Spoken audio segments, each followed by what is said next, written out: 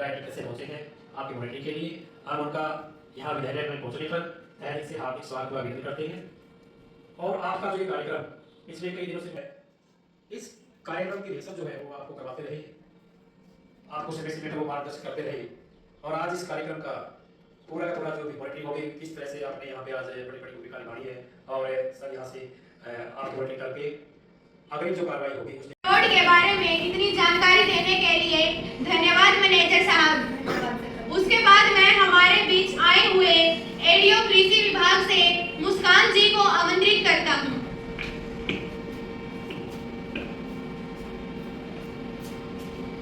धन्यवाद सरपंच साहब, आपने मुझे बोलने का मौका दिया।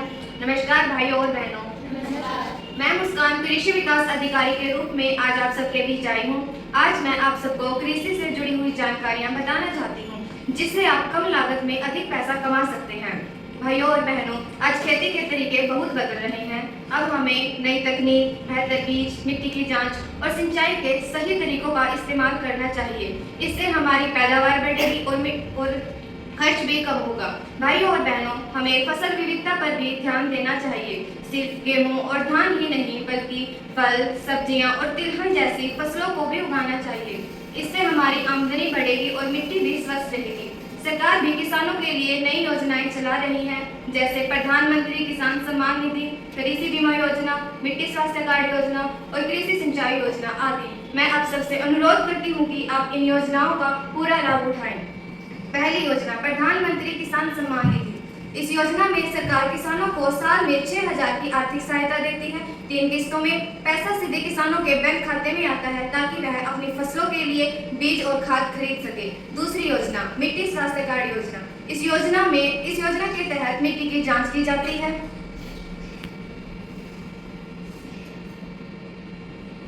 और रिपोर्ट में बताया जाता है कि मिट्टी में किन पोषक तत्वों की कमी है।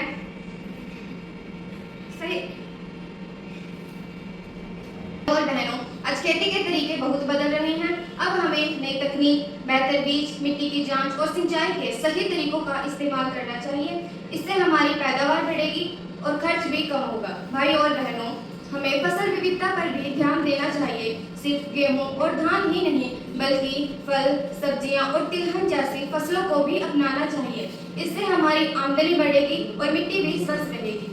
भाइयों और बहनों, सरकार भी किसानों के लिए कई योजनाएं चला रही है, जैसे प्रधानमंत्री किसान सम्मान निधि, मिट्टी स्वास्थ्य कार्ड योजना, कृषि बीमा योजना और कृषि सिंचाई योजना। पहली योजना, प्रधानमंत्री किसान सम्मान निधि। इस योजना में सरकार किसानों को साल में 6,000 की आर्थिक सहायता देती है।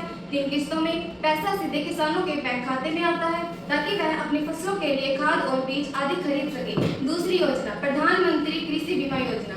अगर फसल प्राकृतिक आपदा, बाढ़, सूखा और कीट आदि के कारण खराब हो जाए तो सरकार किसानों को मुआवजा देती है। किसानों को केवल थोड़ा सा ही प्रीमियम देना होता है, बाकी सरकार भरती है। तीसरी योजना, मिट्टी स्वास्थ्य कार्ड योजना। इस योजना के तहत मिट्टी की जांच की जाती है और रिपोर्ट में बताया जाता है कि मिट्टी में किन पोषक तत्वों की कमी है, ताकि किसान अच्छी फसल और खाद चुन सके। चौथी योजना, कृषि सिंचाई योजना। इस योजना में टपक सिंचाई को बढ़ावा दिया जाता है एवं कम पानी में अधिक फसल उगाने पर ध्यान दिया जाता है, ताकि पानी की बचत हो सके। अंत में मैं यही कहना चाहूंगी कि किसान मजबूत तो देश मजबूत। आपकी मेहनत ही हमारे गांव, जिले और देश की पहचान है। धन्यवाद। धन्यवाद एडीओ साहब। उसके बाद मैं हमारे बीच आए हुए सिविल हॉस्पिटल के डॉक्टर सतीश जी को आमंत्रित करता हूँ।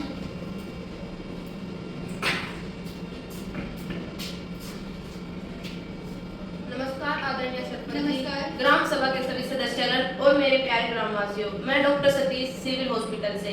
हम सभी जानते हैं कि स्वास्थ्य ही सबसे बड़ी संपत्ति है। अगर गांव के लोग स्वस्थ हैं तो गांव अपने आप समृद्ध बन जाता है। हमारे सिविल हॉस्पिटल में डॉक्टर, नर्स और पूरा स्टाफ दिन रात मेहनत करता है, ताकि हर मरीज को अच्छा और समय पर इलाज मिल सके। यहाँ पर सामान्य बीमारियों के इलाज, जांच, टीकाकरण और सरकारी योजनाएं जैसे आयुष्मान भारत, जननी सुरक्षा योजना और टीबी नियंत्रण कार्यक्रम के अंतर्गत सुविधाएं उपलब्ध कराई जाती है। हम गर्व से कह सकते हैं कि आसपास के गांव के लोग हमारे सिविल हॉस्पिटल में इलाज करवाने आते हैं, क्योंकि यहाँ की सेवाएं भरोसेमंद और डॉक्टर समर्पित भाव से काम करते हैं। लेकिन हमें भी हमारी जिम्मेदारियां समझनी चाहिए। हमें अपने गांव को साफ सुथरा रखना चाहिए, समय समय पर स्वास्थ्य की जांच करवानी चाहिए, बीमारियों से बचाव के उपाय अपनाने चाहिए। अंत में मैं यही कहना चाहूंगा कि स्वस्थ गांव ही समृद्ध गांव होता है। आइए हम सब मिलकर हमारे सिविल हॉस्पिटल का सहयोग करें और अपने गांव को खुश और स्वस्थ बनाएं। जैसा कि आप सभी ग्रामवासी जानते हैं कि स्वास्थ्य नशा एक सामाजिक समस्या है। आज हम सब मिलकर नशे से दूर रहने की शपथ करेंगे और दूसरे लोगों को भी नशा न करने के लिए प्रेरित करेंगे। ग्रामवासियों को स्वास्थ्य के बारे में इतनी जानकारी देने के लिए धन्यवाद डॉक्टर साहब। मैं अब सभी ग्रामवासियों और अधिकारीगणों से निवेदन करता हूं कि वह नशा मुक्ति की शपथ के लिए अपने अपने स्थान पर खड़े हो जाएं। सरपंच साहब, मैं बोली रही हूँ या सरपंच साहब या तो मेरी जान है जान और या तो मेरे गेंदा लगाएगी। अरे ओ भाई चल लेते हैं, तेरा बोली में कोई काम चल लेते हैं। चल क्यों चल चल दो ले चल। कोई बात नहीं भाई, गांव में सारे तरह के लोग हो गए हैं। वो तो बयान मैं आप सभी से निवेदन करता हूँ कि नशा मुक्ति की शपथ के लिए अपने अपने स्थान पर खड़े हो जाएं।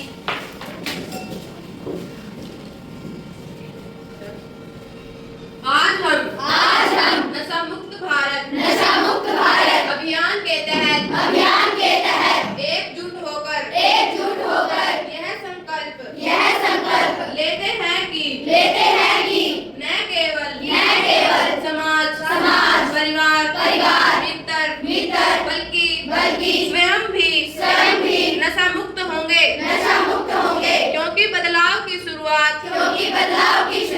स्वयं से होनी चाहिए।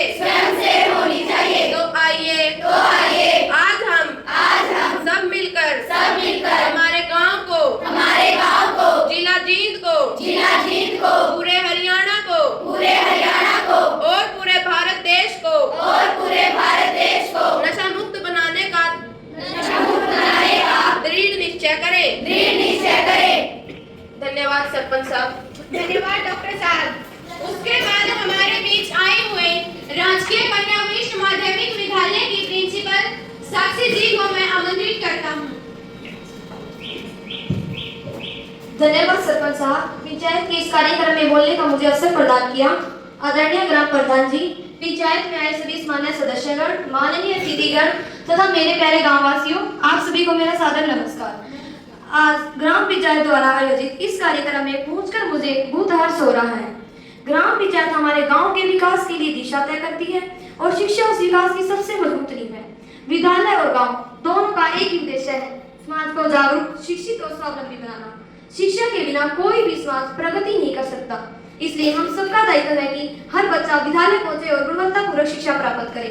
मैं हमारे विद्यालय की कुछ उपलब्धियों पर प्रकाश डालना चाहूंगी। हमारे विद्यालय के बच्चों ने स्तर 2025-26 के दौरान करवाई जा रही ब्लॉक और जिला स्तरीय पेंटिंग, डांस, ग्रुप सॉन्ग आदि में प्रथम स्थान प्राप्त किया और विद्यालय का प्रत्येक परिणाम 100% रहा। मैं समस्त गांववासियों को विश्वास दिलाती हूँ कि आगे भी हमारा इसी प्रकार विद्यालय उपलब्धियां प्राप्त करता रहेगा। अभिभावकों से अनुरोध है कि पीटीएम में अवश्य भाग लें, बच्चों की कमजोरियों पर खुलकर बात करें, टीवी, मोबाइल आदि पर नियंत्रण रखें। हम शिक्षा तभी दे पाएंगे जब विद्यालय और गांव दोनों साथ साथ चलेंगे। मैं अंत में यही कहना चाहूंगी, हम ऐसा वातावरण बनाएं जहां सुरक्षा हो, संस्कार हो, शिक्षा हो। धन्यवाद। ग्रामवासियों को उनके बच्चों के बारे में इतनी जानकारी देने के लिए धन्यवाद प्रिंसिपल मैडम। उसके बाद मैं हमारे बीच आए हुए एसडीओ बिजली विभाग से संदीप जी को आमंत्रित करता हूँ।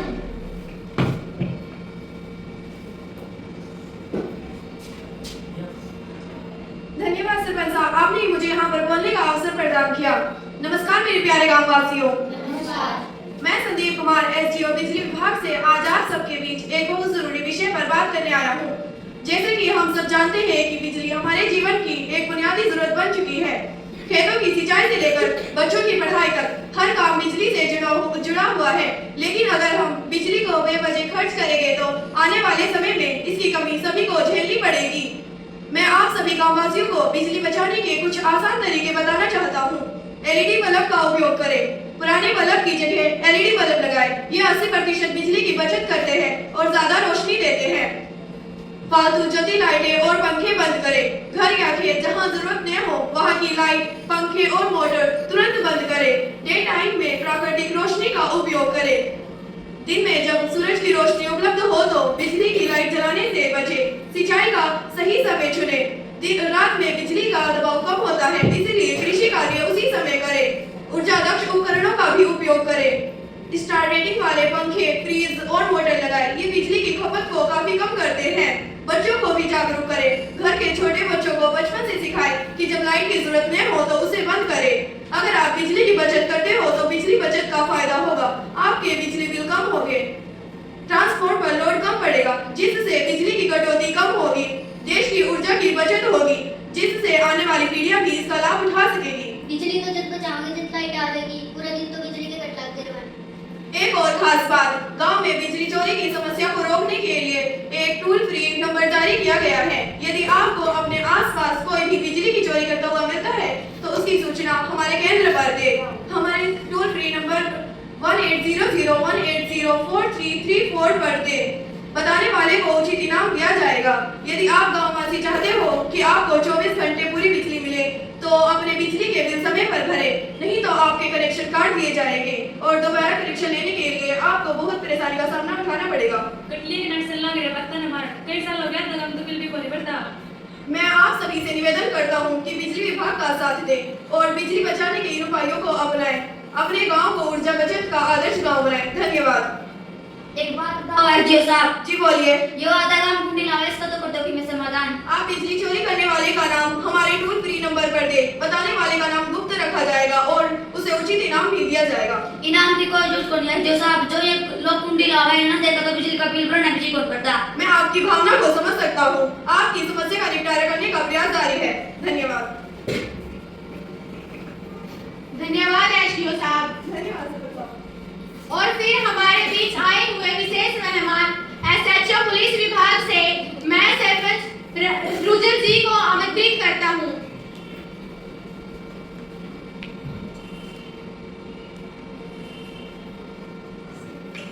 धन्यवाद सरपंच साहब, आपने मुझे बोलने का मौका दिया। नमस्कार सभी ग्रामवासियों। मैं रुजल इस गांव के थानाध्यक्ष आप सभी के बीच उपस्थित होकर आज बहुत खुश हूँ। आज मैं आपसे कुछ बहुत ही महत्वपूर्ण विषयों पर चर्चा करना चाहती हूँ जो हमारे समाज और बच्चों की सुरक्षा से जुड़े हुए हैं। हम सभी जानते हैं कि महिलाओं और बच्चों की सुरक्षा हमारी प्राथमिक जिम्मेदारी है। आज मैं इस ग्राम सभा की मीटिंग में महिला और बच्चों की सुरक्षा से संबंधित विषयों पर चर्चा करने के लिए आई हूँ। सबसे पहले महिला और बच्चों की सुरक्षा हमारी प्राथमिक जिम्मेदारी है। यदि किसी महिला को किसी भी प्रकार की परेशानी, शोषण, उत्पीड़न महसूस हो तो वह तुरंत महिला हेल्पलाइन नंबर 1091 पर संपर्क कर सकती है।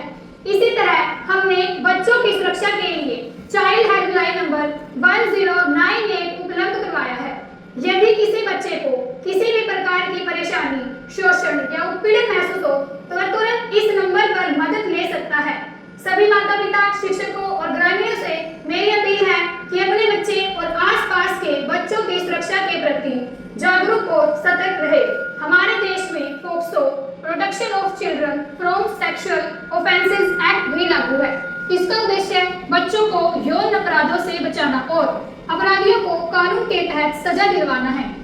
ये सभी माता पिता, ग्रामीण और शिक्षकों से मेरी दोबारा अपील है कि अपने बच्चे और आसपास के बच्चों की सुरक्षा के प्रति जागरूक रहें। इसके अलावा मैं विशेष रूप से सभी माता पिता और युवा से यह कहना चाहती हूँ कि छोटे बच्चे या किशोर कभी भी बिना प्रशिक्षण या लाइसेंस के वाहन न चलाएं, क्योंकि सड़क पर दुर्घटनाएं अक्सर अनुभवहीन चालकों और नियमों की अवहेलना के कारण होती है। सभी माता पिता, ग्रामीण और शिक्षक कृपया अपने बच्चे को ट्रैफिक, सड़क सुरक्षा, ट्रैफिक नियमों के बारे में जागरूक रखें। हेलमेट पहनना, नियमों का पालन करना, तेज गाड़ी से बचना हमारी प्राथमिक जिम्मेदारी होनी चाहिए, क्योंकि इन सभी नियमों का पालन करने से हम अपने आप को सुरक्षित रख सकते हैं। सभी ग्रामवासियों से मेरी अपील है कि हम मिलकर अपने गांव, अपने राज्य और अपने देश को जागरूक और सुरक्षित सुरक्षित बनाएं। जब भी आप किसी भी प्रकार की असामान्य गतिविधि या अपराध की सूचना पाते हैं तो तुरंत पुलिस को बताएं। हमारी सहायता से आप अपने बच्चों को और अपने परिवार को सुरक्षित रख सकते हैं।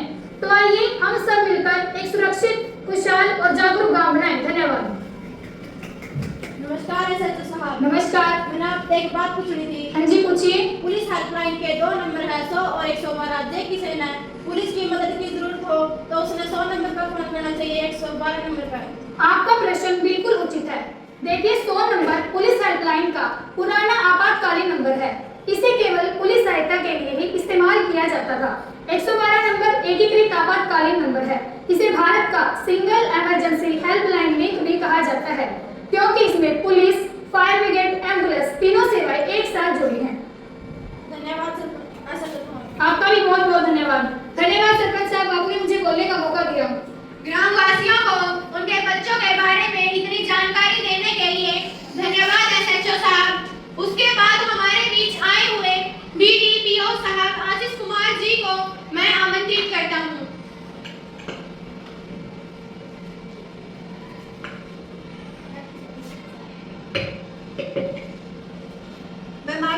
मैं आशीष, इस ब्लॉक का डेवलपमेंट ऑफिसर, हमारे माननीय सरपंच साहब और सभी उपस्थित अधिकारियों और हमारे प्यारे ग्रामवासियों को आदर से प्रणाम करता हूँ।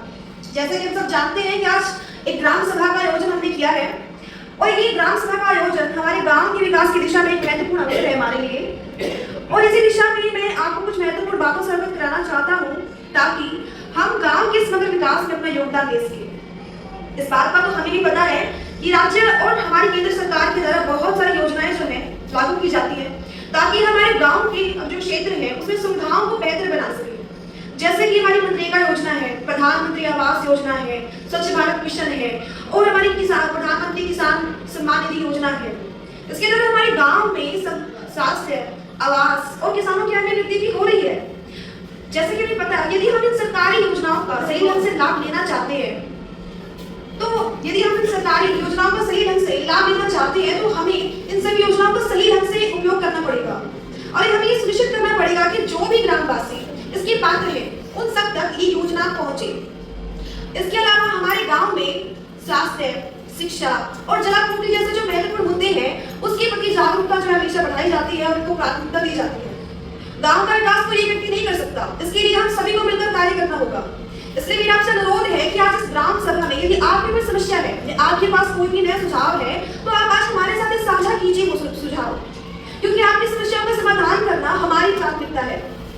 हमारा कर्तव्य है कि हम सरकारी योजनाओं का सही ढंग से उपयोग करें और हम प्रशासन के माध्यम से अपने गाँव के विकास को सुनिश्चित करें।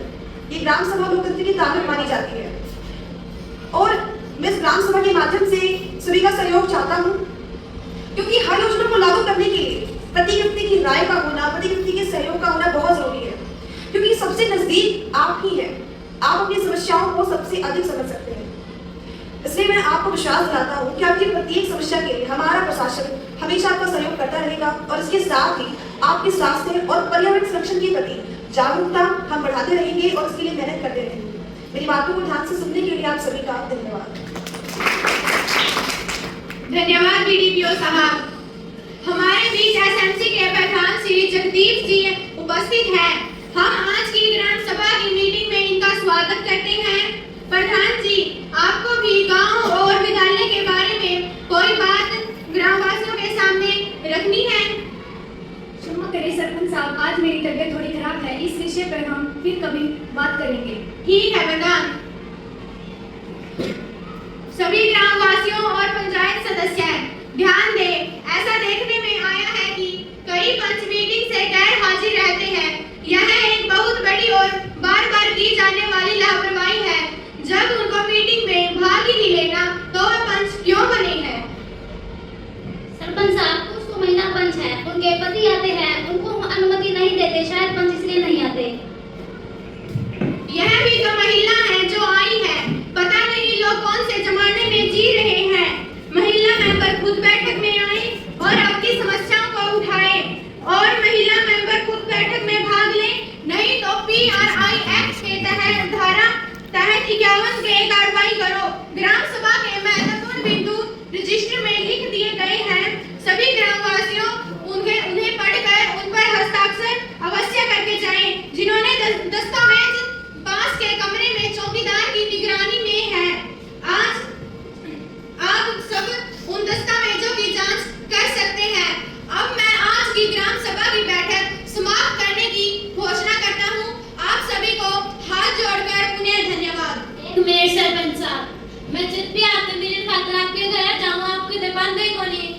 ईसा के सरपंच होगा वो कदे घर आए कौन रहता।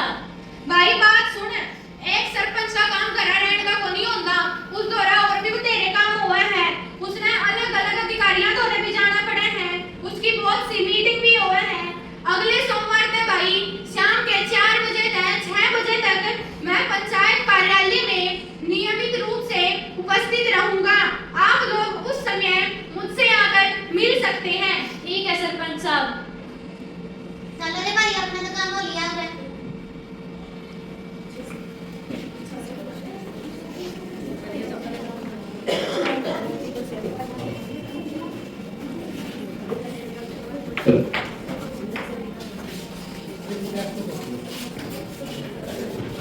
ठीक है सरपंच साहब, आप निशान ले।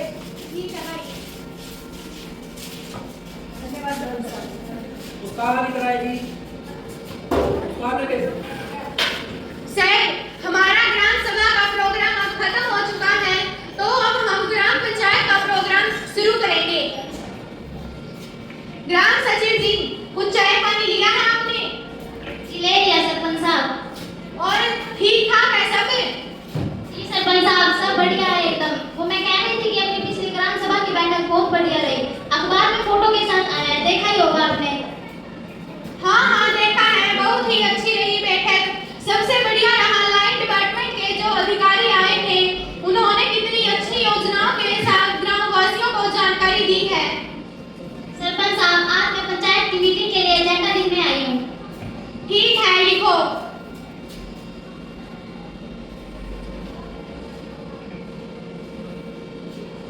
ये लो चौकीदार भाई।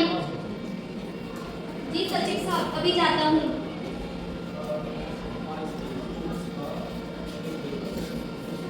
ठीक हो यार राजी भाई, तुम सारे बने हुए मिलके। ठीक हो यार राजी भाई, तुम सारे बने हुए मिलके। 23 नवंबर में ग्राम पंचायत की मीटिंग है, तुम सारे आ जाओ पंचायत भवन। ठीक है भाई, आ जाने वाली। ठीक है भाई। राम राम सरपंच साहब। राम राम भाइयों, राम राम। राम राम सरपंच साहब। राम राम भाइयों। राम राम सरपंच साहब। राम राम भाइयों।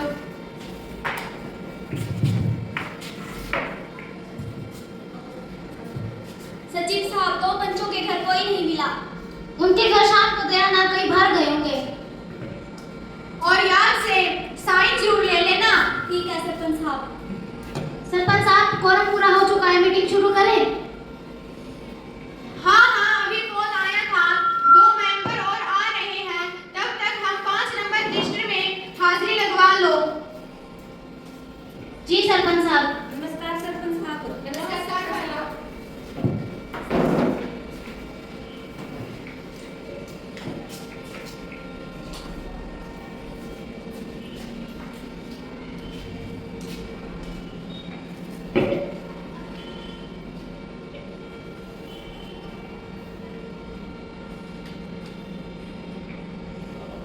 अब सभी आ गए हैं, सभी को मेरा नमस्कार। बैठक में आप सभी का स्वागत है। मैं अपनी ओर से बधाई और धन्यवाद देना चाहूंगा कि हमारी ग्राम सभा की बैठक बहुत ही बढ़िया रही। यह आप सबका ही सहयोग और मेहनत के कारण हो पाया है। इसमें आपने सबसे ज्यादा मेहनत की थी सरपंच साहब। सरपंच साहब, आपने जो एडीओ कृषि विभाग को बुलाया था, उन्होंने बड़ी अच्छी जानकारी दी है। वैसे तो सभी अधिकारियों ने बहुत अच्छी जानकारी दी, पर जो पुलिस विभाग से रुजल जी आए हुए थे, उन्होंने हमारे लिए बहुत अच्छी जानकारी दी। जी जी बिल्कुल, यह हमारी मोलखेड़ा पंचायत की मेहनत तथा मिलजुल कर गांव की भलाई करने की भावना का परिणाम है। आप सभी का पुनः धन्यवाद। अब हम आज की मीटिंग के एजेंडे पर बिंदुवार चर्चा करेंगे। सचिव जी, एजेंडे में पहला बिंदु क्या है? गांव की साफ सफाई व त्रुटियों को उठाना है सरपंच साहब। इस पर सभी पंच एक एक कर अपने विचार दीजिए। सरपंच साहब, अभी पंचायत फंड है हमारे पास सफाई के लिए। फंड तो है। सरपंच साहब, अगर संभव हो तो मनरेगा योजना प्रोजेक्ट बनाकर यह काम हो जाए तो जो हमारा पंचायत फंड है वो बच जाएगा। इससे क्या होगा, गांव की सफाई के साथ साथ जो गांव के लोग हैं उनको रोजगार भी मिल जाएगा। आपका क्या विचार है मेंबर साहब? राजीव ने सही कहा है सरपंच साहब, मैं भी इसकी बात से सहमत हूँ। पंचायत का फंड बचेगा जो किसी और विकास के काम में लग जाएगा। सरपंच साहब, गांव की कूड़ियां उठवाना वैसे इतना आसान काम तो नहीं, पर मेरे हिसाब से तो ठीक ही रहेगा। पर कूड़ियों को उठवाने के लिए हमें सबसे पहले पंचायती राज एक्ट की धारा 24 के तहत नोटिस देना होगा। अगर वह अपने आप उठा लेते हैं तो अच्छी बात है, नहीं तो उनके ऊपर 1000 रुपए का जुर्माना और उठवाने का पूरा खर्च उन्हीं से वसूल किया जाएगा। पंजाब श्यामला देह अधिनियम 1961 की धारा 7 के तहत भी कार्रवाई बनती है, तो पहले नोटिस दीजिए। मनरेगा में थोड़ा समय तो ज्यादा लग सकता है। मनरेगा में हमें पक्के काम के लिए भी 4% पैसा मिल जाएगा। अगर यह काम करते हैं तो वाटर टेस्टिंग सिस्टम साथ साथ करवाओ, ताकि पानी ओवरफ्लो ना हो और जमीन का पानी रिचार्ज हो सके। नदी के पास पड़ी कूड़ियों को भी उठवाना, नहीं तो दिल्ली के रस वाला पानी पीते हैं। रस वाला पानी? हाँ सरपंच साहब, दिल्ली में यही पानी साफ करके प्रयोग में लाया जाता है। कितना भी साफ कर लो, पर कूड़ियों का रस तो रह ही जाता होगा। तालाब के चारों तरफ पेड़ पौधे भी लगवाएंगे सरपंच साहब। इससे तालाब के साथ साथ गांव की सुंदरता को भी बढ़ावा मिलेगा, सब कुछ बहुत सुंदर हो जाएगा। सचिव जी, प्रस्ताव में लिख लिया है। जी सरपंच साहब, सभी पंचों के विचार साथ साथ लिख रही हूँ। सरपंच साहब, आजकल जल शक्ति मिशन के तहत तालाबों का नवीनीकरण किया जा रहा है। कुछ गांव में तो काम शुरू हो गया है, जिसका खर्चा सरकार ही देती है। अब हम आज के एजेंडे पर निकालने तथा तालाब की कुछ जमीन विद्यालय में देने वाले हैं, इस पर अपने विचार रखो। यह तालाब बेकार ही तो है, इसमें चारों ओर गांव की गंदगी ही तो है। मेरे हिसाब से तो ऐसा ही रहेगा सरपंच साहब। सरपंच साहब, इसका तो दोहरा फायदा है। एक तो तालाब साफ सुथरा हो जाएगा, विद्यालय में खेल का मैदान भी बन जाएगा। क्या इस काम से सभी सहमत हो? हाँ सरपंच साहब। सचिव जी, इसके बारे में मार्गदर्शन करो हमारा। सरपंच साहब, सभी पंच ठीक कर रहे हैं, मैं पूरी जानकारी लेकर इसका अनुमान बनवा कर देखती हूँ। ठीक है, मैं भी बीडीपीओ साहब से मिलकर इसके बारे में पूरी जानकारी लेता हूँ, तो यह कार्य करने से सभी सहमत हो? हाँ सरपंच साहब। सचिव जी ने कार्रवाई रजिस्टर नियम 2 के प्रारूप में प्रस्ताव लिख दिया है। जब तक चाय आती है, सभी पंच इसे पढ़कर इसके पक्ष अथवा विपक्ष में हस्ताक्षर अवश्य करें।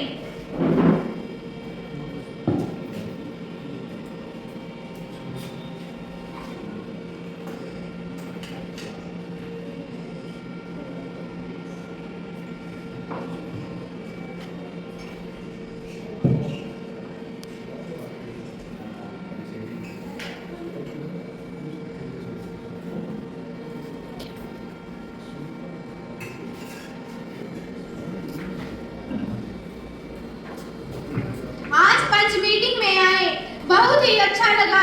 बहुत ही अच्छे माहौल में हमने बातें की। उम्मीद है गांव वालों ने जो जिम्मेदारी दी है उसे हम मिलजुल कर पूरा कर पाएंगे। अब आप सभी का धन्यवाद। अब मैं आज की बैठक समाप्त करने की घोषणा करता हूँ। आप सभी बैठक में आए, आप सभी का धन्यवाद। धन्यवाद सरपंच साहब।